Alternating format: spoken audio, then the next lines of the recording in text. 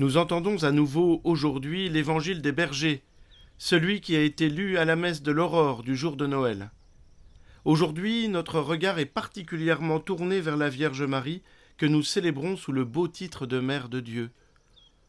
Deux choses importantes nous sont dites de cette Mère très sainte dans cet évangile.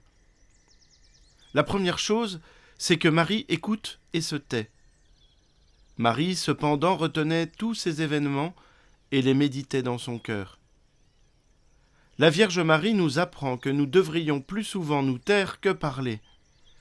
Elle aurait sans doute eu des choses passionnantes à raconter, elle qui avait reçu la visite de l'ange et qui avait porté pendant 9 mois l'enfant Dieu dans son sein. Mais elle écoute les bergers. La seconde chose, c'est qu'avec Joseph, Marie obéit. Quand fut arrivé le 8e jour, celui de la circoncision, l'enfant reçut le nom de Jésus, le nom que l'ange lui avait donné avant sa conception. La logique aurait voulu que l'enfant porte le nom de son père, comme les fils aînés à l'époque. Mais Dieu en a décidé autrement. Les parents ne contestent pas, ils obéissent. Quel exemple pour nous qui avons tant de mal à obéir à l'Église, au pouvoir légal ou à nos supérieurs. Écouter et obéir.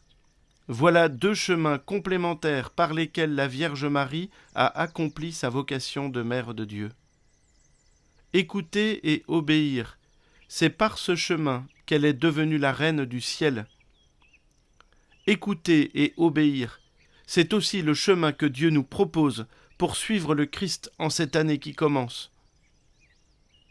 À vous tous, je présente mes vœux sincères de croissance spirituelle dans l'écoute et l'obéissance.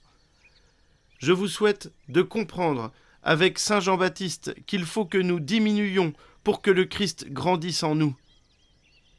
Et je prie pour que le Seigneur établisse son règne dans notre monde, à commencer par nous.